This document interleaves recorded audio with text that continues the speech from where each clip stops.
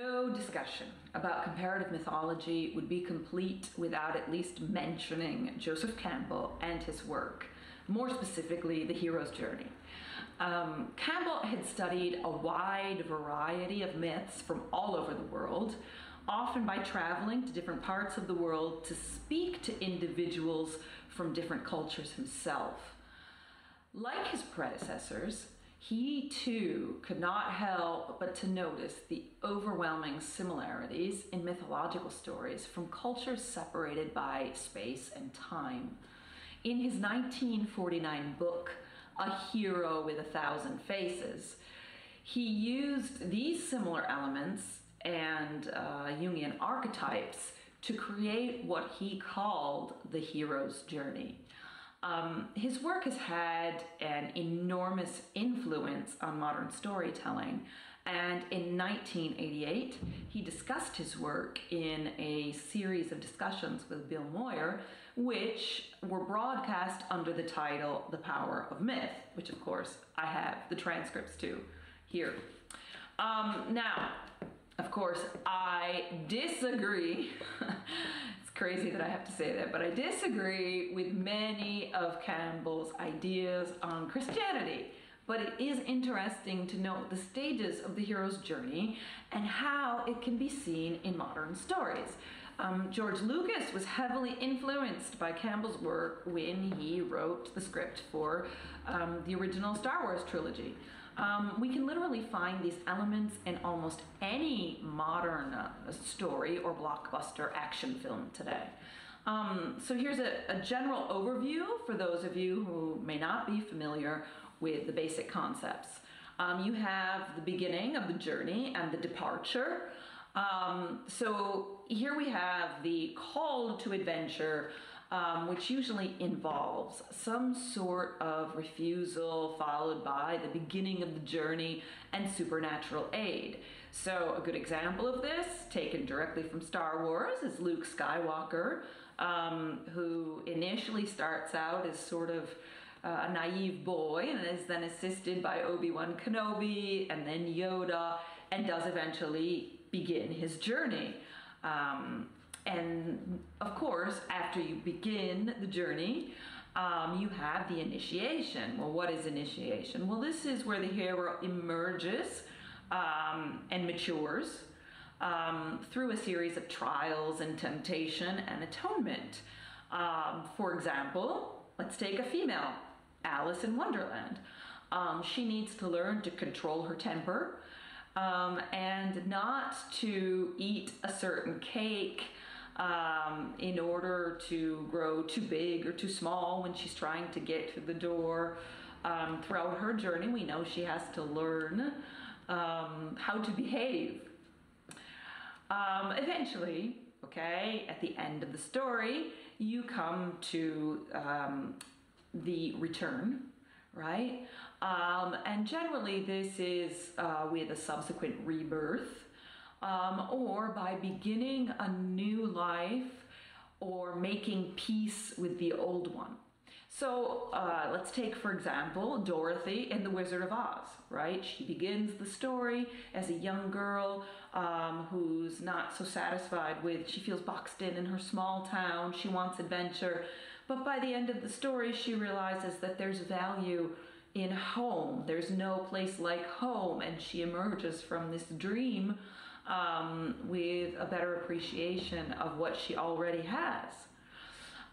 What's important about Campbell is the identification and classification of these elements in stories throughout history, not only in mythology, but in our stories in general, and then how these elements relate to the human experience and how this transcends any particular religious belief.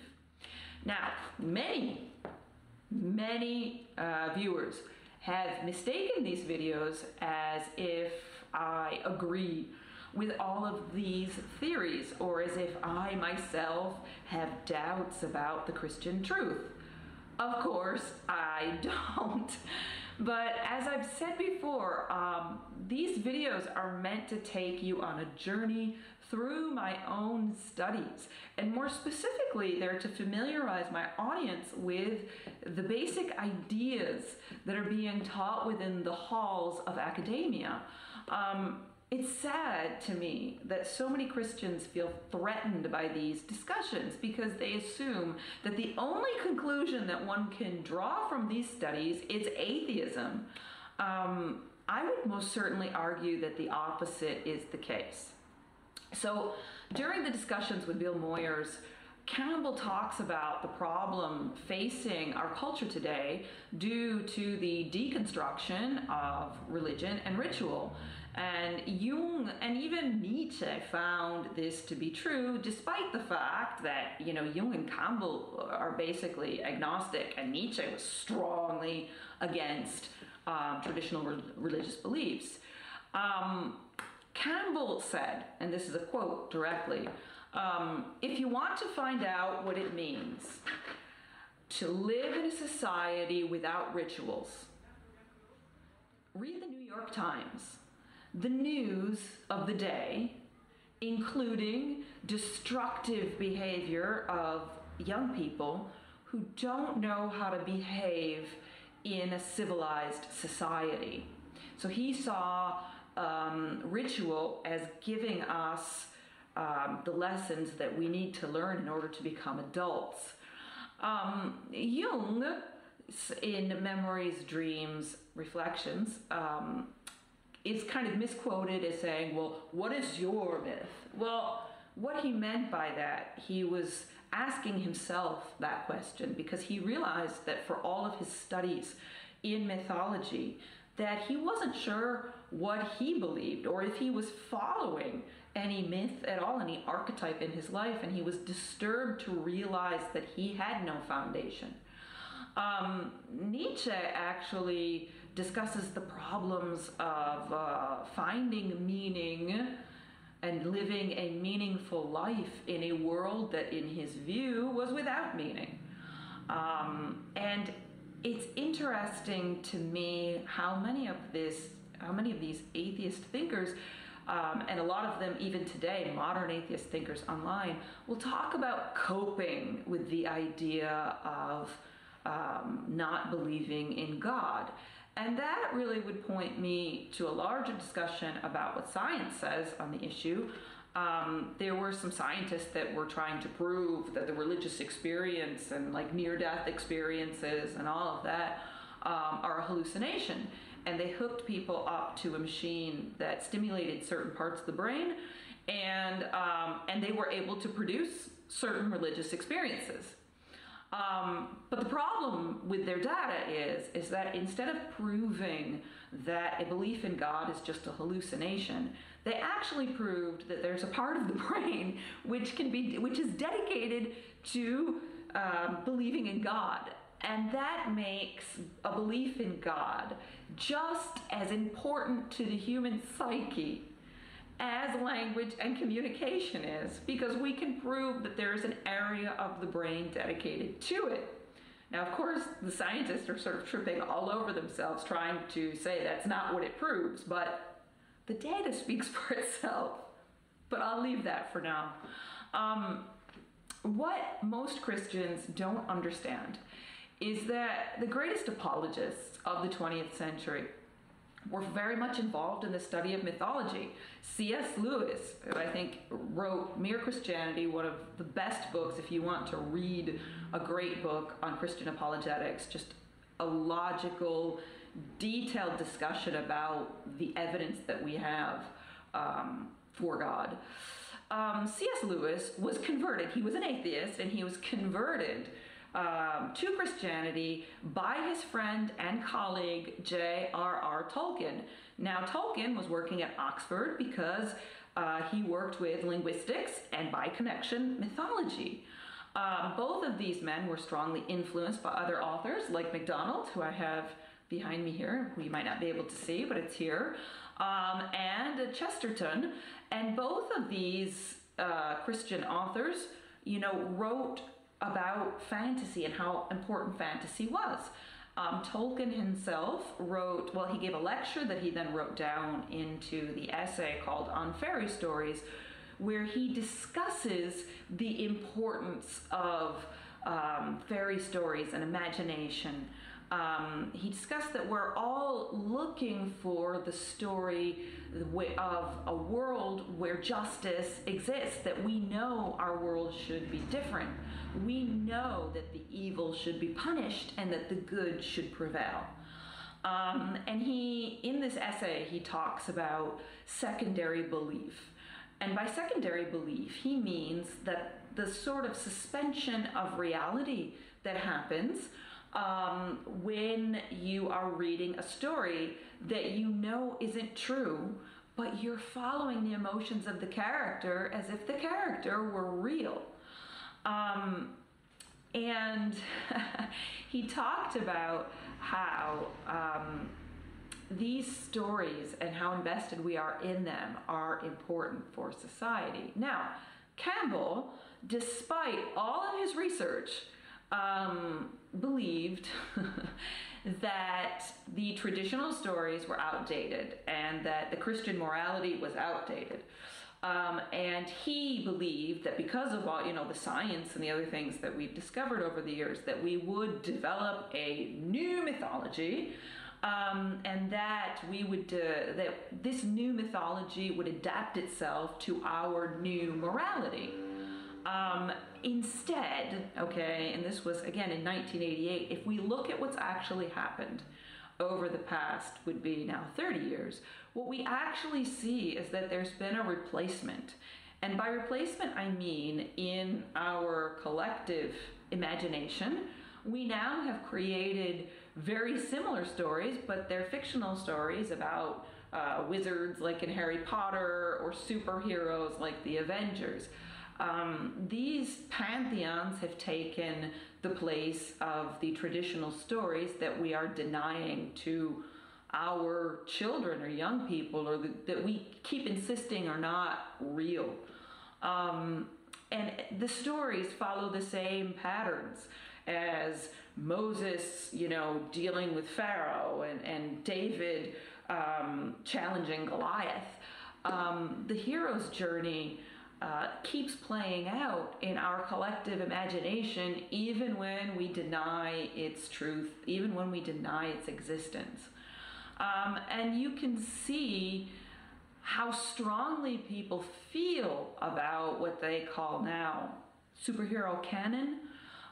When you have a filmmaker, like what happened with The Last Jedi, that tried to subvert the elements of these stories and subvert expectations, what happens after is that you have this enormous backlash in the fandom, in these communities of people who have taken these stories and used these stories to fill a void that they feel for the traditional stories that we all should have learned through religious beliefs. It's as if there is one story being told throughout history in our subconscious. And despite great authors like James Joyce, I think I have Margaret Atwood here, or Virginia Woolf, or great filmmakers like Aronofsky, despite the fact that they are attempting to make great art with these sort of materialistic, nihilistic, existential ideas about life being meaningless, human beings will always search for that original optimistic story of redemption and a happy ending. The study of mythology shows that there is an echo of God's message to us when a certain group of people has never even heard of the story of Christ before. So I was watching the Babylon Bee podcast with Koukl, who is great. He wrote a book called Tactics, just a wonderful book to read if you want to kind of dive into Christian apologetics. And they were discussing a quote from Penn about what would happen if society were to be wiped out and rebuild itself. And Penn was convinced that if society were to start all over again and people weren't exposed to the idea of God, that they wouldn't believe God, right? They wouldn't invent the idea of God, because he seems to think we've invented the idea of God. Well, I was kind of disappointed that none of these three men, Koukl and the two men from the Babylon Bee, none of them talked about mythology and the fact that this is verifiably false. We know this is false. We know that societies all over the world that we have studied from prehistoria, okay, have always had an idea about God. Always. There is no group in the history of human beings that has ever existed without leaving some sort of religious artifact. Sometimes we don't know what those artifacts mean, but for certain, every society that we've ever studied has done so. So this sort of leads us to the fact that the fall from paradise, redemption, and rebirth have been told throughout the ages, sometimes in different forms, but still it's as if there's an echo of something trying to speak to us, which sort of answers that fundamental question that a lot of critics of Christianity have of, well, what about people who have never heard of? Find me a society that has never heard of God, that has never instinctually found the message of God in some way. Huge discussion, I know, but I'm going to segue to my closing arguments here. As Tolkien noted, we search for this story because deep down we know that injustice should not exist. And our world was meant to be different from what it is. He noted that the resurrection of Christ was the one moment in history where the supernatural or the divine came into our reality. And it's the one moment that makes the story of redemption and victory against death true, which, in my opinion, is a beautiful way to see it. For those of us who have dedicated our lives to storytelling, and as an opera singer, I certainly have dedicated my life to telling stories through song, I think that we feel the weight of this truth more than others because we live with it every day. Even though most of us have very different opinions about what this actually means. So at best, I hope that this series on the subject inspires all of you to read more for yourselves. You don't have to agree with me, but the topic is immense and certainly deserves to be discussed. And especially I hope that you'll look into it without being afraid of what you might find, because the overall truth just speaks for itself. With that, God bless.